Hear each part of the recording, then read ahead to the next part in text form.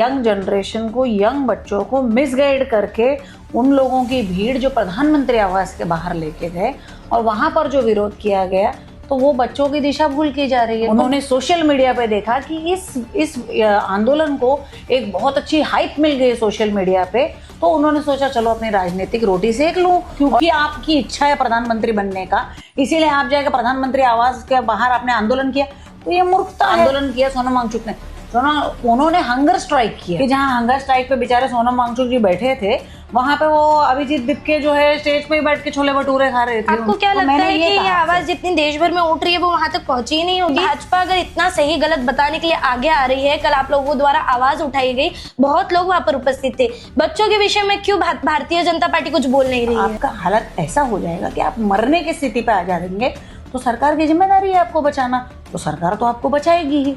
जिस तरीके से उनको लेकर जाया गया, आपको सही लगा? हाँ, लेके जाना ही पड़ेगा। वैसे ट्रक भर भर के पत्थर आए थे, पथराव होता कुछ होता, और सोनम वांगचुक जी अगर वहां पे अगर मर गए होते, तब आप लोग बोलते सरकार को उठा के लेके जाना नहीं हुआ। वैसे ही में युवाओं द्वारा मोर्चा निकाला गया, वहां पर क्यों भाजपा की कोई उपस्थिति या समर्थन या सपोर्ट नहीं दिखाई दिया? ये मॉब लिंचिंग करते हुए एक पुलिस गार्ड को लोगों ने कितना मारा, उनका हेलमेट उतार के फेंक दिया बाद में, वो सरदार जी वाला। ये देश भर में एक मुद्दा काफी चर्चित है, पेपर लीक, जिसके लिए जगह जगह पर प्रोटेस्ट किए जा रहे हैं, परंतु कल भाजपा द्वारा एक अलग प्रोटेस्ट किया गया था। नमस्कार, मैं भावना राठौड़ और आप देख रहे हैं खबरों का खुलासा। इस वक्त मैं नेहा जी के साथ में उपस्थित हूँ। नमस्कार मैडम। सबसे पहले तो भाजपा द्वारा एक कल प्रोटेस्ट निकाला गया था, या तो कह ले कि किसी चीज के लिए आवाज उठाई गई थी। मैं चाहूंगी आप अपने तरफ से ही बताएं कि आखिरकार पूरा विषय था क्या? देखिए, विषय सिंपल था कि जिस तरह से यंग जनरेशन को, यंग बच्चों को मिसगाइड करके उन लोगों की भीड़ जो प्रधानमंत्री आवास के बाहर लेके गए और वहां पर जो विरोध किया गया, तो वो बच्चों की दिशा भूल की जा रही है। तो वो उस तरह से नहीं करना चाहिए था। बस वही एक विषय था कि आपको प्रधानमंत्री आवास के बाहर ये पूरा आपका धरना मोर्चा लेके जाने का कोई मतलब नहीं था। ओवरऑल वहां पर राहुल गांधी जी द्वारा जो मुद्दे उठाए गए थे, जिस तरीके से जो कुछ बोला गया था, उसी के विरोध में आप लोग आवाज उठा रहे थे, साबित हो तो? बिल्कुल, क्योंकि ये एक्चुअली तो ये देखा जाए तो ये पूरा विषय तो राहुल गांधी जी का था ही नहीं। सबसे पहली बात, राहुल गांधी का ये पूरा विषय ही नहीं था, उनको इस विषय के बारे में जानकारी भी नहीं थी। 20 दिन से ये आंदोलन चल रहा था। राहुल गांधी जी कहीं पे छुट्टियां मना रहे होंगे, शायद वो थे भी नहीं। अचानक 20 दिन बाद जब उन्होंने क्राउड देखी, उन्होंने सोशल मीडिया पे देखा कि इस आंदोलन को एक बहुत अच्छी हाइप मिल गई सोशल मीडिया पे, तो उन्होंने सोचा चलो अपनी राजनीतिक रोटी सेक लूं।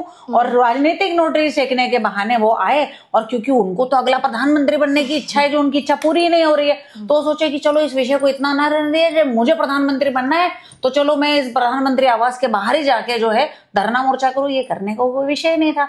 आप जाते सीधा हाउस में, आप सांसद है, आप जाके हाउस में प्रश्न उठाते, प्रश्न उत्तर करते। अगर वो चीज आप करते तो वो ऑन रिकॉर्ड आता तो उस विषय पे चर्चा होता और कुछ रिजल्ट मिलता। ये करके आपने खाली सोशल मीडिया पे अपना हाइप किया है, तो यानी इससे दिख रहा है कि आपने अपनी राजनीतिक रोटी से की है। इस पे 3 सवाल निकलते हैं जो आपने बोला। सबसे पहले तो आपका ऑब्जर्वेशन रहा कि 20 दिन से चल रहा था, जिसके बाद में अब वो जुड़े हैं और अब वो आवाज उठा रहे हैं। बिल्कुल। अब ये 20 दिन का जो प्रोटेस्ट है, उसमें कई लोग जुड़े, कई लोगों ने आवाज उठाई, और मुद्दा ना तो राहुल गांधी जी का है, ना किसी और का है, ना किसी पार्टी का है। मुद्दा जो है पेपर लीक का है, जिसके लिए न्याय नहीं मिल रहा है। बार बार ये पेपर लीक हो क्यों रहा है, ये सवाल है, जो कि सोनम जी द्वारा ये पूरा प्रोटेस्ट जो है वो शुरू किया गया है। बराबर। इस पर नहीं जी, करेक्टिंग यू, आपने कहा ये विषय किसी का है ही नहीं। ये विषय तो कांग्रेस जनता पार्टी का था। विषय बच्चों के पेपर लिखा है, मैंने कहा नहीं, विषय ये उठाया कांग्रेस जनता पार्टी ने, जिसमें उन्होंने एक रिस्पेक्टफुल चेहरा ढूंढा, तो वो था सोनम वांगचुक जी का। और लोगों को, जैसे आपको मिसगाइड हो गया कि नहीं ये विषय, ये आंदोलन किया सोनम वांगचुक ने, उन्होंने हंगर स्ट्राइक किया। और हंगर स्ट्राइक सपोर्ट में कि मैं अनशन पे बैठ रहा हूँ, कि मैं आंदोलन सिर्फ नहीं कर रहा हूँ। पर मैम आप एक बात बताइए, मैं पूरे रिस्पेक्ट के साथ समझ रही हूँ कि आप बोल क्या रहे, कांग्रेस जनता पार्टी ने विषय उठाया या उनके लीडर ने जो भी है फेम लेने की कोशिश की, XYZ, ठीक है, बट उनके सपोर्ट में आए सोनम जी, और ये प्रोटेस्ट पूरा उनके द्वारा गाइड किया गया था, उनके द्वारा सोचा और समझा गया था किस तरीके से करना है, शांतिपूर्वक करना है। नहीं, वही मैं बता रही हूँ।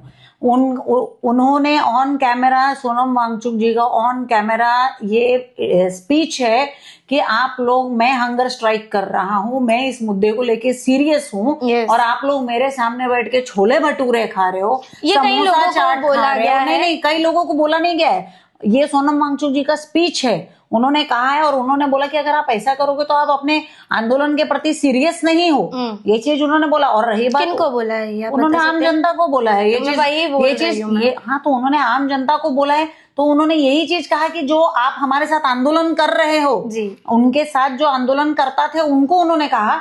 इनफैक्ट अपने पास और लोगों के पास और सोशल मीडिया में भी ये बाइट है कि जहां हंगर स्ट्राइक पे बेचारे सोनम वांगचुक जी बैठे थे, वहां पे वो अभिजीत दिपके जो है स्टेज पे ही बैठ के छोले भटूरे खा रहे थे उनके बाजू में। तो सीरियसनेस दिख रहा है ना कि वो कितने सीरियस है इस विषय को लेके।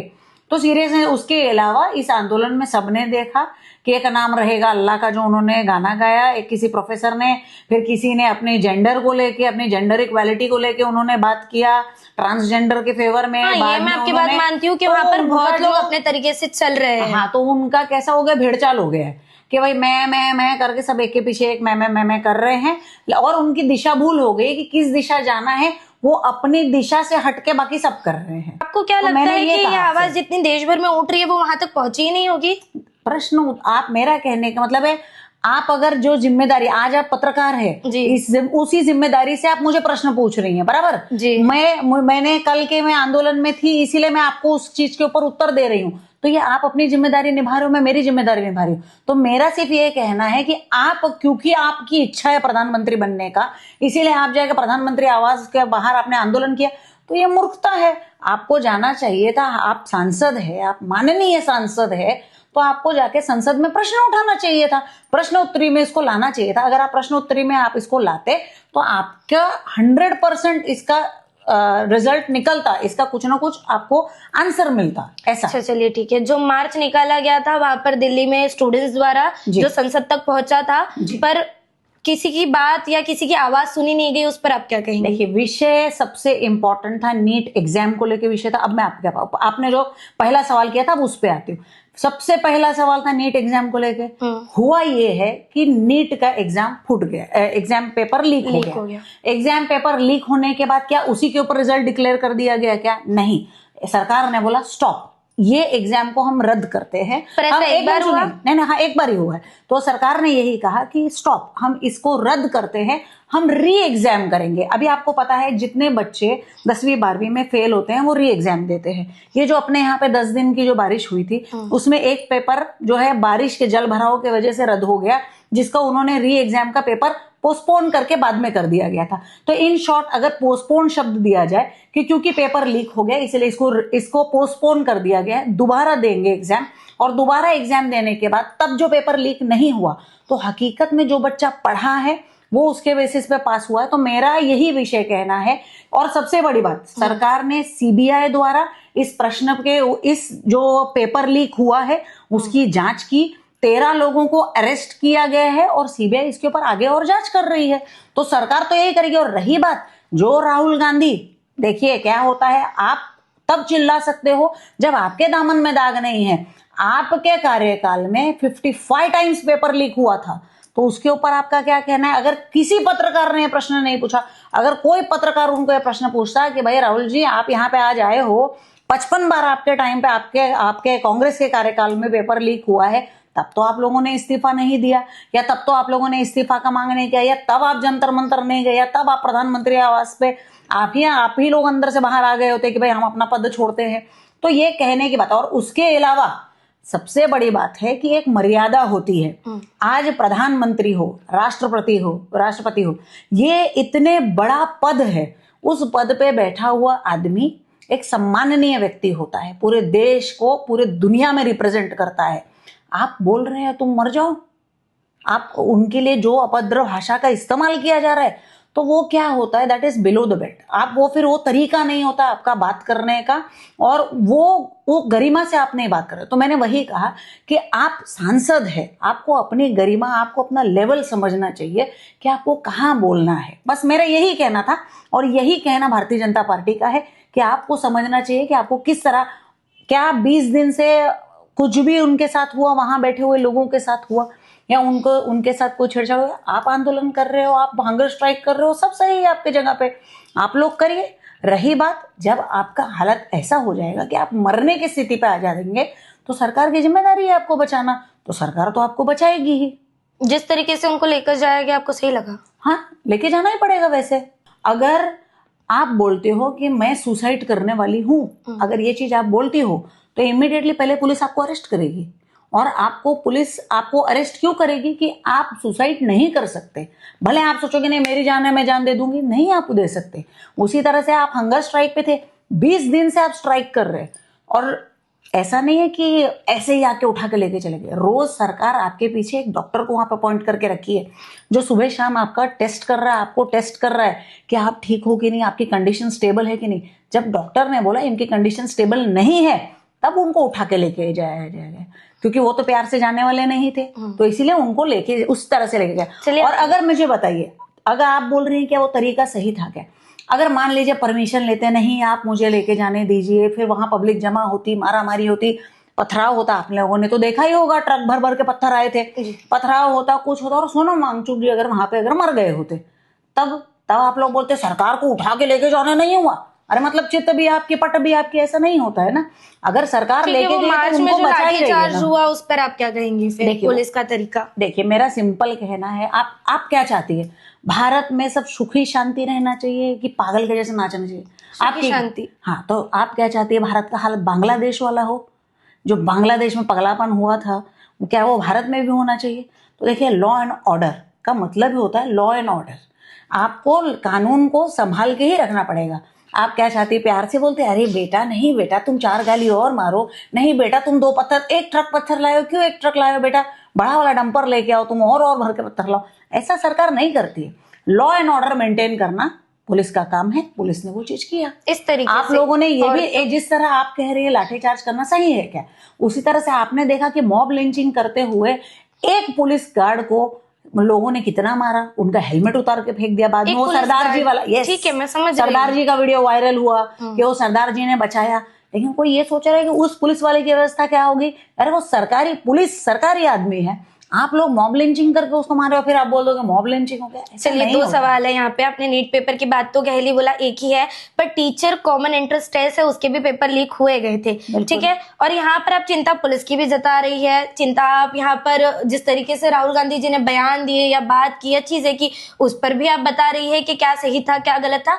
अब हर एक चीज के बारे में आपका ओपिनियन है, बयान है, खुलकर है, पर इस पर भाजपा, मैं ओवरऑल आपकी नहीं, मैं भाजपा की बात कर रही हूँ कि भाजपा अगर इतना सही गलत बताने के लिए आगे आ रही है, कल आप लोगों द्वारा आवाज उठाई गई, बहुत लोग वहां पर उपस्थित थे, बच्चों के विषय में क्यों भारतीय जनता पार्टी कुछ बोल नहीं रही है? क्यों नहीं बोल रहे? हम बोल रहे हैं, आप बोल रहे हैं, आज बोल रहे हैं, सबको बोल रहे, प्रधानमंत्री जी ने बोला है। प्रधानमंत्री जी ने इस बात को बोला, अगर आपने नहीं दिया जानकारी तो लीजिए। उन्होंने कहा कि जो पेपर लीक जो है एक बहुत बड़ा घोर पाप है, और जो बच्चों को मिसगाइड किया जा रहा है। आज आप अगर घर से निकल के जा रही हैं, आप परीक्षा देने अगर आप जा रही हैं या आप कॉलेज पढ़ने जा रही हैं, तो माँ बाप तो आपको जिम्मेदारी से भेज रहे हैं पढ़ाई करने के लिए। अब आप पढ़ाई करने के बजाय अगर आप रिसोर्ट चली जाओ तो वो आपकी गलती है, आप बीच चली जाओ तो वो आपकी गलती है। माँ बाप तो आपको इज्जत से भेज रहे हैं वहां पे कि जाओ तुम पढ़ाई लिखाई कर लो। तो उसी तरह से माँ बाप आपको भेज रहे हैं पढ़ाई करने के लिए, चाहे आप लॉ कर रहे हो, जर्नलिज्म कर रहे हो, डॉक्टरी कर रहे हो, जो भी आप पढ़ाई कर रहे हो, तो आपको माँ बाप भेज रहे हैं पढ़ाई करने के लिए। लेकिन जो बच्चों की जो संगत और उनको जो ऐसा गाइडेंस दिया जा रहा है वो गलत किया जा रहा है, बच्चों को मिसगाइड कर रहे हैं। मिसगाइड करके मेरे को बताइए, बहुत अभी तक आपने पूरे इंटरव्यू में मेरे को लगता है कम से कम 4 बार या 5 बार या 10 बार तो राहुल गांधी का नाम लिया होगा। प्रियंका वाड्रा का बेटा था क्या उस आंदोलन में? था? नहीं था। किसी भी बड़े नेता का बेटा वहां पे था क्या उस आंदोलन में? नहीं। तो मार खाने के लिए वहां कौन आएगा? आम जनता का बच्चा आएगा।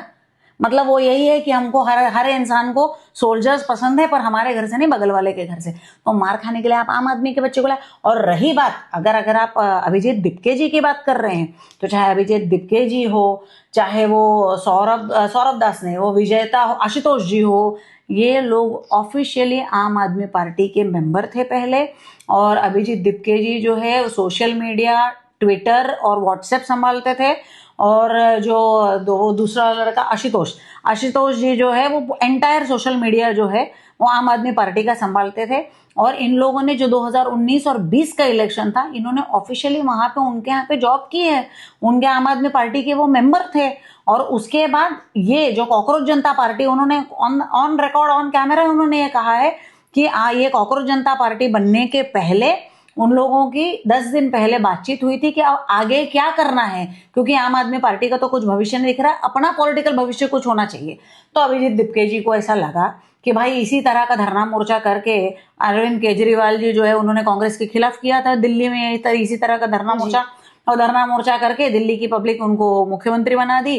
तो वो सोचे चलो मैं भी आता हूँ, मैं तो ऐसे भी तो जॉबलेस हुई, तो चलो आता हूँ, टाइम पास करूंगा, लोगों से फंडिंग तो आ ही रही है उनको, और फंडिंग वंडिंग लेके मैं भी इस तरह का धरना मोर्चा करके मैं भी अगला मुख्यमंत्री बन जाऊंगा।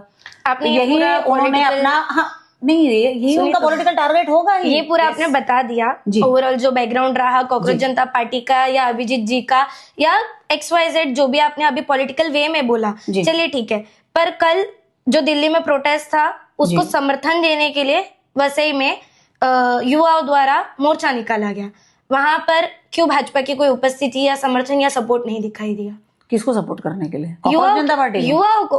आप ये क्यों समझ रही है कि जो यूथ बाहर निकला है वो कॉकरोच जनता पार्टी है या फिर कॉकरोचेस है? ये बच्चे अपने हक के लिए मांग कर रहे हैं। नहीं बोला मैंने, कॉकरोच जनता पार्टी बोला। कॉकरोच जनता पार्टी, चलिए ठीक है, लोग उसी नजरिए से देख रहे हैं, चाहे ऐसे बोल ले चाहे वैसे बोल ले। पर युवा जो है आज एक ही विषय, चलिए उन्हें अगर मिसगाइड किया जा रहा है या भूल कर अलग दिशा में लेकर जाया जा रहा है, तो यहाँ के लोग, यहाँ आपकी पार्टी के लोग या आप लोग आकर उन्हें सही दिशा दिखा सकते थे, हम लोग या अपना जवाब बता सकते थे। पर एक जगह वसई में वहां पर प्रोटेस्ट चल रहा है और भारतीय जनता पार्टी एक दूसरी तरफ ये बता रही है कि राहुल गांधी जी ने जो किया वो सही नहीं किया। राहुल गांधी जी टोटल बता रहे हैं, ओवरऑल जो चल रहा है वो गलत चल रहा है। और रही बात, हम लोग तो स्ट्रेट अवे बोल रहे हैं कि आप अभिजीत दिपके जी ने स्टार्ट से एक स्टंट किया था, जब वो एयरपोर्ट से आ रहे थे, मास्क और कैप वैप पहन के आ रहे थे कि मुझे अरेस्ट कर लेंगे। ऐसा कुछ किसी ने अरेस्ट नहीं किया, किसी ने कुछ नहीं किया। 20 दिन से अच्छा खासा हंगर स्ट्राइक वाइक चला, सब हुआ। लेकिन जब वो पत्थर आना शुरू हुआ, जब दिखा कि अब न्यूसेंस वैल्यू क्रिएट होगी, अब मारामारी होगा और इस तरह की फालतूगिरी होगी, तब पुलिस ने एक्शन लिया। और मुझे ऐसा लगता है कि अगर किसी इंसान की दिशा भूल हुई है तो उसको रास्ते पे लाना चाहिए, दैट्स इट। और कानून अपना काम कर रही है, लॉ एंड ऑर्डर अपना काम कर रहा है।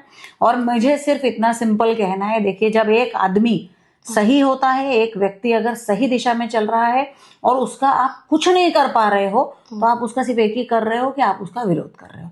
आज प्रधानमंत्री नरेंद्र मोदी जी के विरोध में सारी देश की पार्टियां एक हो गई और एक होके कर रहे हैं। अभी एनडीए अलायंस बनाए, ये बनाए, वो बनाए, बहुत सब किया, कुछ नहीं कर पाए। हर जगह इलेक्शन हारते जा रहे हैं, चाहे बंगाल से लेके कहीं पे भी हर जगह इलेक्शन हारते जा रहे हैं। लास्ट में इनको दिखा कि अरे भाई चलो डूबते को तिनके का सहारा, तो एक कॉकरोच जनता पार्टी इनको दिख गई, तो वहां पे भी आ गए, तो वहां पे भी उनको मुंह के ही खाने मिलेगी और कुछ नहीं होगा। बस मेरा यही कहना है कि नौजवान बच्चों की दिशा को भूल ना किया जाए। मेरा सिंपल कहना है, जो बच्चा पढ़ा है उसके बाद जो रिजल्ट, जिनका दोबारा री एग्जामिन के बाद जिनका रिजल्ट आया, जो बच्चों ने सेलिब्रेट किया ऑन कैमरा, सबने भी देखा कि जिनका रिजल्ट आया, जिन्होंने हकीकत में पढ़ाई किया था, रिजल्ट आया, उन्होंने सेलिब्रेट किया। और जिसने पढ़ा है, चाहे एक बार एग्जाम दे चाहे 2 बार एग्जाम दे, वो एग्जाम देने के लिए हमेशा रेडी रहता है। जिस तरह से आज आप पत्रकारिता कर रही हैं, ये सवाल अभी आप मुझसे किए हैं, हो सकता है आप दोबारा इसी विषय के ऊपर किसी और का इंटरव्यू करेंगी, तो हो सकता है एक आधा क्वेश्चन दोबारा रिपीट हो जाए, तो आप उसके लिए रेडी हो, क्योंकि आपने उस चीज की पढ़ाई की है, आप उस चीज के अंदर महारत कर चुकी हो, प्रैक्टिस करके, पढ़ाई कर करके। तो जो जिसने पढ़ा है वो एग्जाम दोबारा देने के लिए बिल्कुल नहीं डर रहा है। डर वो रहा है जो इसके अंदर इन्वॉल्व था, डर वो रहा है जो पेपर खरीदने की मंशा रखता था, खरीद नहीं पाया हो, या जिसने खरीदा हो, या जिसकी आशा हो कि भाई आज नहीं तो कल मैं भी खरीद के पास ही हो जाऊंगा, तो वो लोग इन सब के अंदर। चलिए ठीक है, तो कल जो युवाओं ने मोर्चा निकाला या युवाओं के समर्थन के लिए कुछ कहना चाहेंगे आप? मेरा सिर्फ इतना ही कहना है, किसी के भी बोलने पर दिशा भूल मत करिए। वही सुनिए जो आपके पेरेंट्स बोलते हैं, वही सुनिए जो हमारे देश के लिए बराबर है। मेरा इस वीडियो के माध्यम से बहुत बहुत धन्यवाद भावना जी को कि उन्होंने मुझे ये चांस दिया। इस वीडियो के माध्यम से राहुल गांधी से भी ये कहना है कि राहुल गांधी जी, सिर्फ हाथ में संविधान लहरा के बात करने से आपका कुछ नहीं होगा, कॉन्स्टिट्यूशन की बुक लेके हाथ में बोलने से कुछ नहीं होता है। उसको खोलिए, उसको थोड़ा पढ़िए। आज हम लोग डेमोक्रेटिक कंट्री में रहते हैं, आंदोलन करने का अधिकार सबको है, और उसी के तहत भारतीय जनता पार्टी हो, चाहे सत्ता में बैठी हमारी भारतीय जनता पार्टी हो, उन्होंने 20 दिन से सबको आंदोलन करने दिया, सब कुछ करने दिया। लेकिन अगर आप ये सोचेंगे कि अगर आप थोड़ा सा छीछा लेदर करके अगर आप सोचेंगे कि भारत का आप हालत बांग्लादेश की तरह कर देंगे तो वो चीज नहीं होने वाला है। ये भारत है और याद रखिएगा, मुझे लगता है कि भारत के अंदर सभी सशक्त और समझदार लोग रहते हैं जो भारत को शक्तिशाली बनाने के लिए इस वक्त साथ जुटे हैं। मैं यही कहूंगी, सभी बच्चों से यही कहना है, अपने अपने घर में पढ़ाई करिए और पढ़ाई करके डिग्री हासिल करिए। ये जिस तरह से आपको जो भी विषय बोल के, चाहे बेरोजगार बोल के, चाहे जो भी विषय बोल के आप लोगों की दिशा भूल कर रहे हैं, उसका दिशा भूल करके मत लीजिए और अपनी सरकार पे, अपनी पढ़ाई पे और अपने लॉ एंड ऑर्डर पे पूरा विश्वास रखिए। यहाँ पर मेरा एक सवाल निकला, आपने जो बताया उस पर आपने बोला कि भारतीय जनता पार्टी ने, मैंने बहुत गौर से सुना है अभी, बिल्कुल मौका दिया 20 दिन तक प्रोटेस्ट करने का। मौका नहीं दिया, विरोध नहीं किया आपका। यस, हाँ, तो वही हो गया।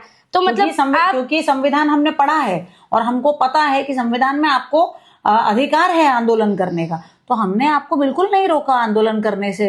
या हम अगर आप बोल रहे हो कि भारतीय जनता पार्टी ने जानबूझ के मारामारी किया, अगर आपका ऐसा कहना तो फिर 20 दिन तक क्यों नहीं मारामारी किया? लेकिन जिस दिन पत्थर आना चालू हुआ उसके बाद जो है सब चालू हुआ। चलिए ठीक है, यहाँ पर एडवोकेट नेहा दुबे जी का तो ये बयान रहा है, साफ तौर पर वो अपना पक्ष लेती है और पार्टी के रिलेटेड बोलती यहाँ पर नजर आ रही है। अब देखना ये है कि आप लोगों का इस पर क्या कुछ कहना है, कमेंट बॉक्स में हमें जरूर बताइएगा। बहरहाल आज की इस पूरी खबर में इतना ही। ऐसी और अपडेट के लिए बने रहे हमारे साथ और देखते रहे खबरों का खुलासा। खबरों का खुलासा से भावना राठौड़ की एक रिपोर्ट। ऐसी और खबरें देखने के लिए बने रहे हमारे साथ और सब्सक्राइब करें खबरों का खुलासा, सच की परख हमसे। सच परखेंगे तो बदलाव पाएंगे, साथ आएंगे तो हर खबर का खुलासा होगा। वीडियो पसंद आने पर लाइक, शेयर, कमेंट, सब्सक्राइब जरूर करें।